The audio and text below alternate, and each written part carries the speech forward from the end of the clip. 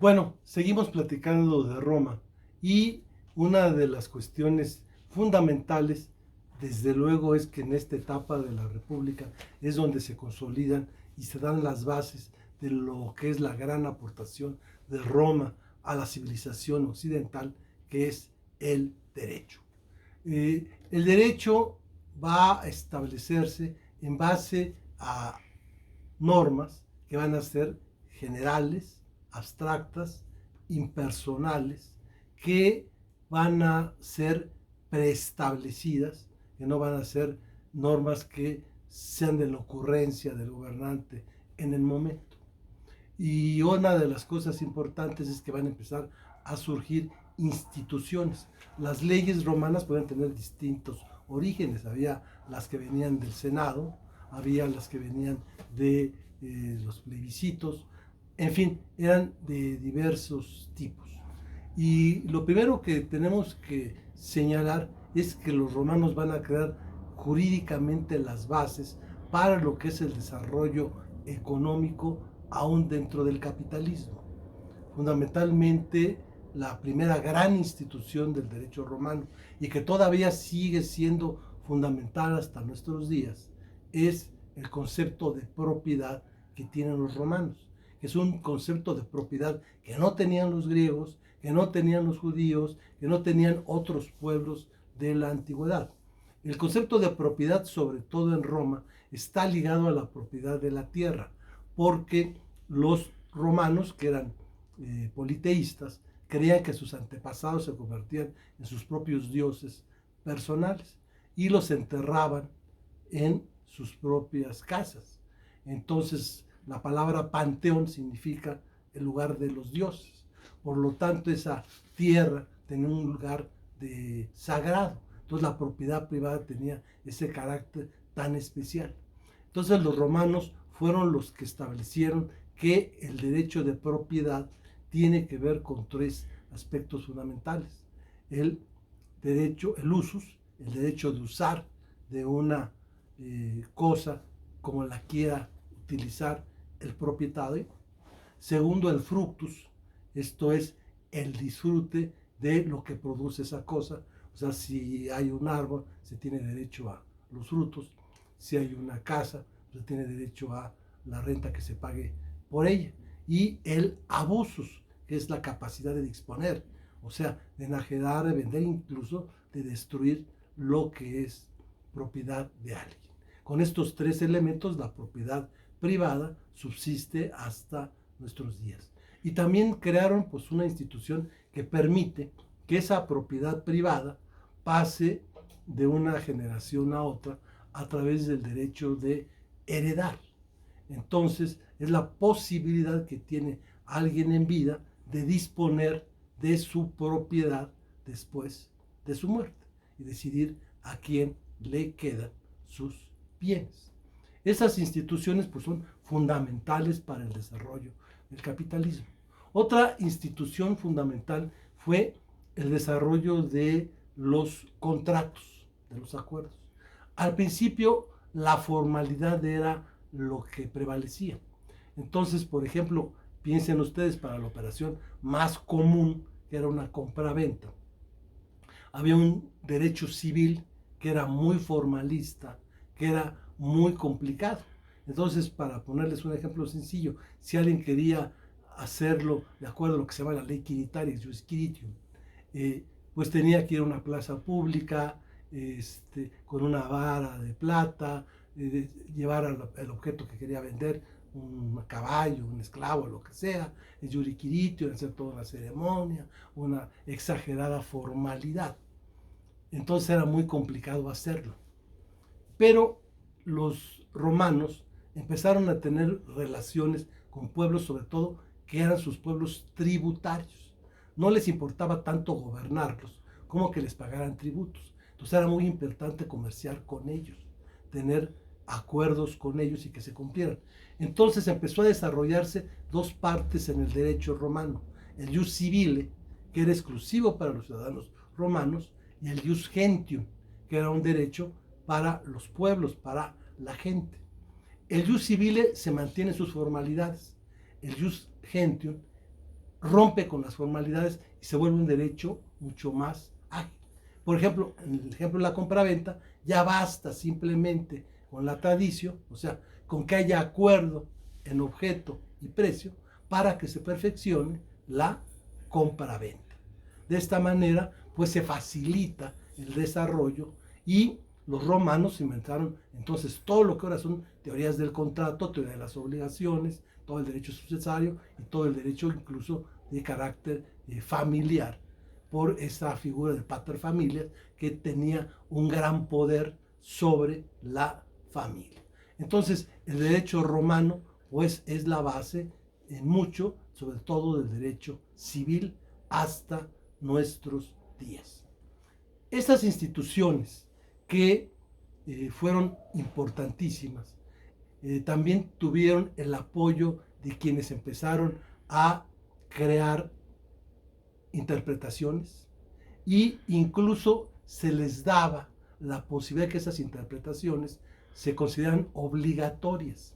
Tenían el jus public correspondiente, el derecho a que sus opiniones fueran jurídicamente obligatorias. Por eso aparecen los grandes, como Ulpiano, los grandes juristas que se citan todavía hasta nuestros días, gracias pues a la recopilación que después haría tardíamente un emperador del Imperio Romano de Oriente, que es Justiniano. Bueno, estos desarrollos se desarrollaron los pretores, se desarrollaron los ediles, se desarrollaron toda una serie de funcionarios, se desarrolla un sistema jurisdiccional pues avanzado y desde luego con elementos muy vivos todavía hasta nuestros días, como la idea de los testigos, etcétera, etcétera. Entonces, esto permitió un desarrollo, una paz, pero no logró superar el problema fundamental. Y el problema fundamental es que siguió existiendo el conflicto entre los optimates, entre los ricos, entre los que tenían muchas tierras, que eran criticados, por ejemplo, por Columela y otros especialistas que fueron los primeros pensadores agrícolas, que decían que esas tierras en manos de esos latifundistas eran muy mal administradas porque quedaban en manos de los esclavos, que eran poco productivos. Y por otro lado, el pueblo, al que eran no solamente un pueblo común, eran principalmente soldados que después de pelear ya no tenían de qué vivir, y lógicamente pues esto provocó ese enfrentamiento de optimates contra populares, y esto pues fue llevando a que aparecieran nuevos enfrentamientos, guerras civiles, una pues entre Mayocario, Cayo Mario y Sila, que pues desde luego al final Cayo Mario fue derrotado, que era el que representaba a los populares, y los que triunfaron, bueno, pues finalmente mantuvieron el status quo. Pero fue apareciendo un personaje pues muy especial, muy fuerte, con una gran presencia dentro de los soldados, que hablaba muy bien y que estuvo a punto de causar muchos problemas. Este personaje con el que seguimos hablando es nada menos que Julio César.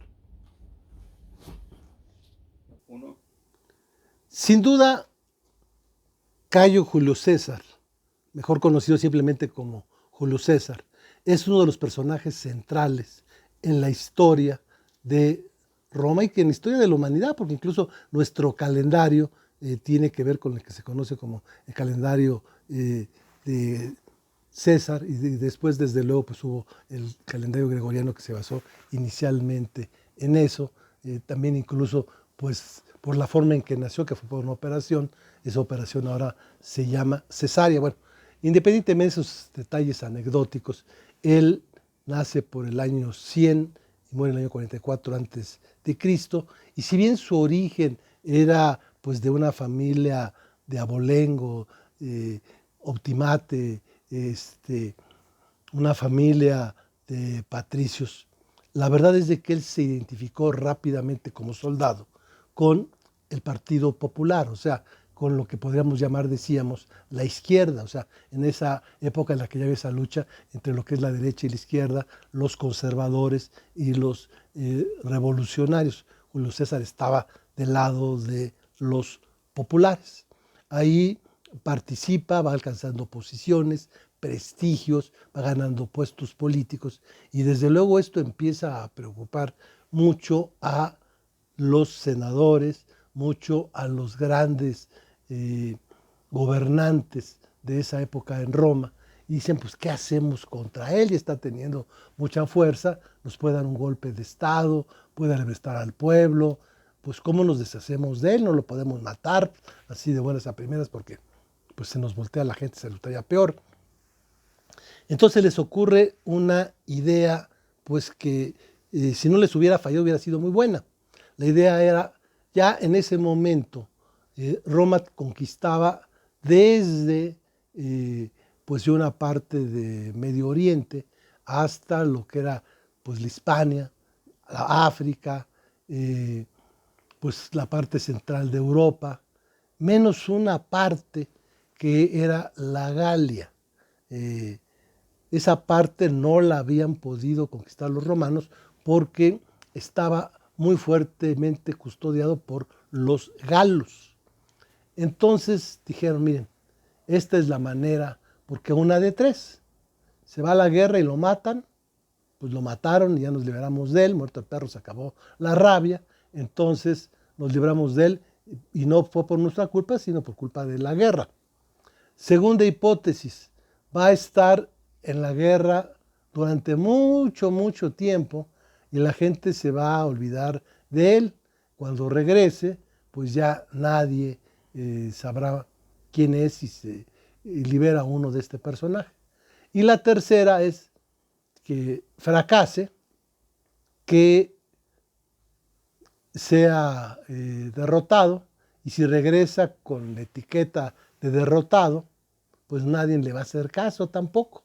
O sea, en cualquiera de las tres hipótesis va a acabarse esta figura de Julio César. Entonces, él pues se va en el año 58 y en escasos años va a ganar, va a ser lo que nadie consideraba posible, la conquista de la Galia. ¿Y qué fue lo que hizo Julio César, que además era un hombre culto? Pues había leído a Alejandro Magno, había leído el pensamiento que tenía él para combatir. Y él fue el que ideó pues, la gran idea de la política y de la guerra, que es divide et impera, divide y vencerás. Entonces, en esta situación se dio cuenta de que los galos no eran una unidad política, sino que eran un poquito como las polis griegas. Cada pequeña comunidad tenía su druida, que era como se llamaba a su gobernante principal, que era al mismo tiempo gobernante religioso y gobernante militar y gobernante político. Y pues empezó pues diciéndole, mira, yo vengo a ayudarte en contra del otro druida, porque ¿qué crees? Este druida está hablando mal de ti, así como ciertas personas que de repente le hablan a un amigo, oye, fíjate que tu amigo es tal y cual, y tratan de dividir. Y lo que sucedió es que Julio César lo logra. Finalmente logra lo que ahora llamamos amarrar navajas entre los distintos druidas, entre los distintos. Entonces aplica una máxima que es vine, o sea, llegué a las Galias, vi, me di cuenta de esa situación y vencí, porque finalmente apliqué el que utilicé a unos galos contra otros galos y con esto yo con menos ejército y en muy poco tiempo pude derrotarlos. Entonces, pues logró su triunfo de una manera espectacular y en muy poco tiempo. Entonces, con esto, pues regresa triunfante, regresa después de haber culminado esto con la famosa batalla de Alesia en el año 52 a.C., pues acabaron con la resistencia de los galos y la República Romana pues se expandió sobre todo ese territorio que pues ahora, por ejemplo, es parte de lo que ahora llamamos precisamente Francia. De hecho, a los franceses todavía se les llama galos. Bueno, llega triunfante. Y entonces sí, los poderosos dicen, ahora sí nos llevó el payaso. Ahora sí, pues ¿cómo le vamos a hacer? Porque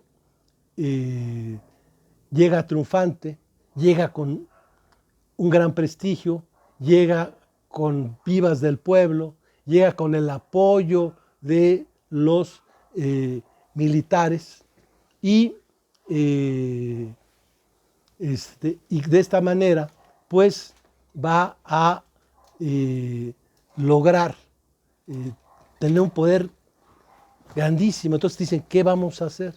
Entonces lo que se les ocurre es, pues para que no se apodere, no se convierta en un rey unipersonal de todo lo que era la república, vamos a cambiar y se pasa a lo que se llama el triunvirato. Entonces es una alianza política, no oficial, pero sí un pacto que se va a dar entre tres personajes, Pompeyo Magno, Cayo Julio César y Marco Licinio Craso. ¿Qué es lo que pasa? Bueno, primero hablemos de Craso.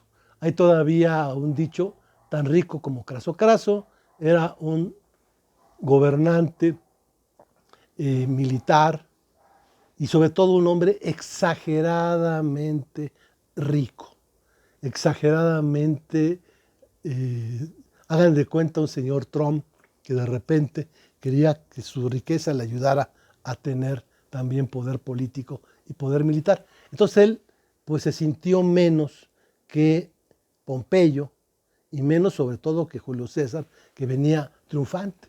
Entonces él dice, pues yo voy a lograr vencer y voy a también hacer una conquista, y se va contra un pueblo que se llama los partos. Pues esto era por la parte de lo que era la Persia. Bueno, se va a pelear contra los partos, él creyendo que porque tiene mucho dinero puede vencer. Todavía hasta nuestros días, cuando alguien comete una verdadera estupidez, como ciertas personas, se dice que cometen un craso error. O sea, un error como el de Craso. El error de Craso consistió en creer que podía vencer a los partos y pues no lo pudo hacer. Entonces finalmente fue derrotado, muerto con todo su dinero. Entonces el triunvirato pues quedó solamente de dos, de Pompeyo y de Julio César. Entonces Pompeyo se queda con la parte de Roma, con la parte central, y se dicen, pues hay que llevar lo más lejos posible a Julio César, y lo mandan pues hasta el fin del imperio, allá en la última parte que habían podido conquistar, que es una zona muy rica, por cierto, que es la zona de Egipto, donde pues habían desde la época de Alejandro Magno gobernado los Ptolomeos, donde todos eran rey, era Ptolomeo o Cleopatras. Bueno, una reina, no es la única Cleopatra, pero la más conocida, la reina Cleopatra, es la que gobierna. Era una joven que, según dicen, pues muy hermosa. Finalmente, Julio César, que pues no se hizo mucho del rogar, pues empezó a tener una vida sexual extraordinariamente íntima con Cleopatra, a notar que tuvieron un hijo, se llamó Cesarión. Bueno, y pues en esas cosas con Cleopatra, ya saben cómo son las mujeres. ¿Por qué no pides aumento de sueldo? ¿Por qué no mejoras? Y ¿por qué no eres tú el emperador? Así como yo soy la faraona de todo Egipto, ¿tú por qué no eres el faraón o el rey o el sátrapa de todo el emperador, de todo Roma? Si tú eres el que tiene el poder, a ti la gente te quiere. ¿Para qué respetas a Pompeyo? No, que mira, total, lo convence. Él tenía prohibido pasar un río que era el río Rubicón. Hasta la fecha, cuando alguien hace algo que ya no tiene vuelta atrás, se dice cruzar el Rubicón. Entonces Julio César cruza el Rubicón y al cruzarlo dice la famosa frase, la suerte está echada. Entonces dice, pues vamos a ver de qué manera va a venir las cosas. Evidentemente, pues esto provoca lo que se llama la Segunda Guerra Civil, que en realidad es la guerra civil más importante. Y finalmente Pompeyo deja Roma, huye, lo consiguen y finalmente pues esta guerra civil, este conflicto que fue del año 49 a.C. al año 45, de Julio César contra la fracción de los optimates, de los de derecha, de los conservadores de Pompeyo, pues finalmente se les derrota y los pompeyanos pues quedaron derrotados. Entonces nuevamente llega triunfante Julio César al poder, ya no hay forma de limitarlo, no hay forma de ponerle un freno, y pues ya dicen ahora qué vamos a hacer los senadores, sobre todo que se reúnen, que eran los principales optimates. Dicen ahora qué hacemos. Hay un libro que les recomiendo mucho que se llama Los Idus de Marzo, que por cierto a mí me lo regaló Luis Donaldo Colosio, que precisamente muere en marzo, el 3 de marzo, en lo que son los idus de marzo, o sea, las fechas malas, las fechas fatales de marzo. Porque lo que se hace es, como diría algún clásico, un complot. Se unen los conservadores, hacen una alianza todos unidos contra Julio César y pues lo invita, mira, vamos a platicar, cómo te vamos a entregar el poder, etc. Él, confiado, solamente va pues con un sobrino o hijo adoptivo que finalmente pues él ya se había puesto de acuerdo con los del complot para entregarlo, no llevar a nadie más que iba simplemente con este que se llamaba Bruto. Y cuando llegan, pues los propios senadores, que entre sus ropas tenían escondidas dagas, empiezan a apuñalarlo por la espalda, por detrás, por todos lados, y cuando se da cuenta que la persona que lo iba a defender, Bruto, pues también es de los que le clava un puñal, pues la famosa frase mortoria de Julio César es: ¿cómo es posible también tú, Bruto, hijo mío, que traiciones así? Bueno, finalmente asesinado de esta manera Julio César, pues viene otro vacío de poder y se arma otro triunvirato. Un sobrino de Julio César, llamado Octavio, pues es el de la familia de César, el que tiene más potencia, es muy joven, es una persona sumamente joven en ese momento, es César Octaviano, Octavio. Y el segundo triunvirato es entre un militar ya con muchos éxitos, con muchos triunfos, como Marco Antonio, César Octaviano, Octavio y Lépido. Lépido al final, pues también desaparece del mapa, se dedica, se supone que va a África, pero se dedica a las cuestiones religiosas, o sea que finalmente el poder otra vez queda en dos, en Marco Antonio y en César. Aquí las cosas son al revés. El que se va a la parte de Egipto es Marco Antonio.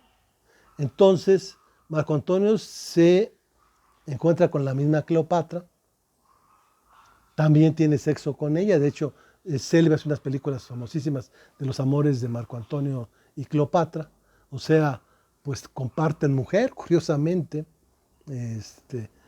Claro, ya a Julio César le tocó jovencita y a Marco Antonio pues ya no tan jovencita, pero finalmente compartieron el lecho con la misma mujer.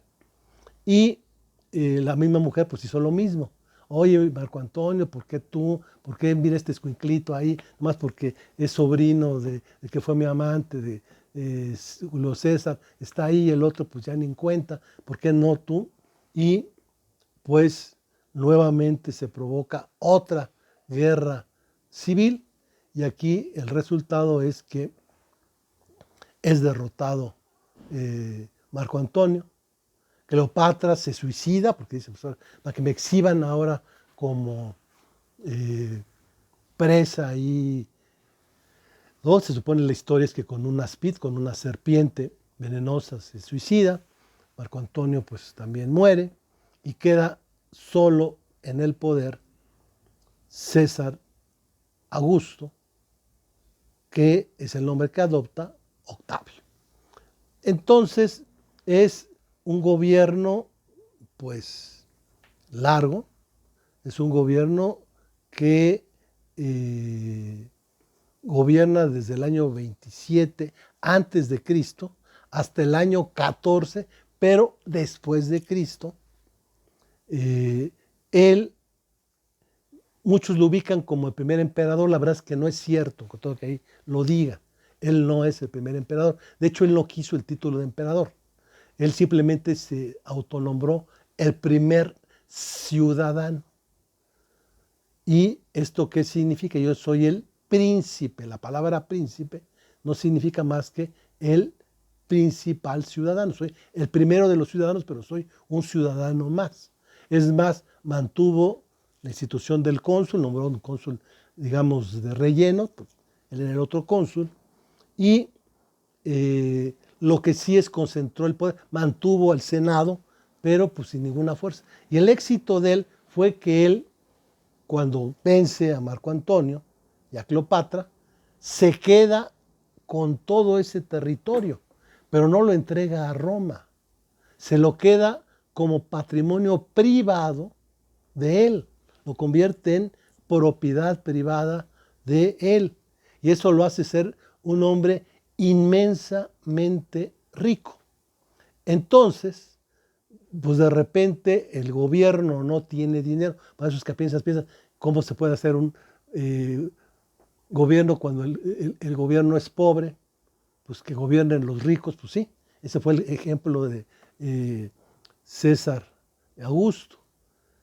Él, con su dinero particular, claro, logrado por la guerra, por ser dueño de todos los plantíos, toda la riqueza de Egipto, les pagaba directamente a los soldados.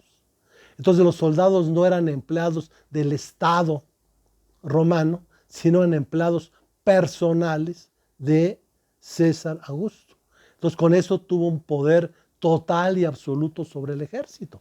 Y teniendo el poder del ejército incondicional, porque era el que les pagaba, pues los optimates dijeron, pues lo que tú quieras. ¿Quieres que te nombremos emperador? Lo que tú quieras. Finalmente, él lo que hizo fue un gobierno unipersonal. El Senado quedó otra vez reducido a una situación de, como algún clásico diría, de florero, de meramente ornamento para las ceremonias, etcétera, pero ya sin poder mantener algunos privilegios, pero sin poder real de tomar decisiones. Él va a realizar muchas de las obras que todavía hasta nuestra época llegan. El gobierno de... Eso también es una de las cosas que tenemos que decir. Siempre pensamos, los gobiernos dictatoriales son malos y los gobiernos democráticos son buenos. No, hay gobiernos democráticos que son fatales y hay gobiernos como el de César Augusto que son unipersonales, dictatoriales, pero que logran desarrollar económicamente una nación, permitió el desarrollo de la paz a través de una política que ahora pues es la que utilizan los políticos de nuestros días, que es la famosa política de pan y circo. O sea, logro que todo mundo tenga resueltas sus necesidades económicas de alimentación y además que tengan que entretenerse con el circo y lo que sea. Entonces un pueblo bien comido y bien divertido, pues no hay problema, se conserva muy bien, se domina muy bien, se controla muy bien y por eso pudo estar tantos años en el poder. Él empezó a preparar, él no tuvo propiamente hijos, pero sí tenía a un, llamémosle hijo adoptivo, tenía un que se llamaba Británico, que esperaba que fuera su sucesor. Eh, Aquí el problema fue que César Augusto gobernó pues casi hasta los 80 años. O sea, llegó a una edad pues rara en esa época conseguirla.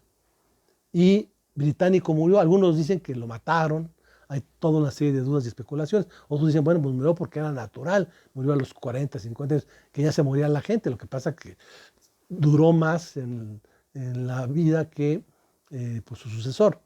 Entonces viene un problema ante la muerte de Octavio, de César Augusto, por la sucesión. Había pues un personaje pues sin mayor importancia, pero era de la familia que es Tiberio, pero de Tiberio y de los demás gobernantes pues hablaremos en los próximos videos. Hasta la próxima.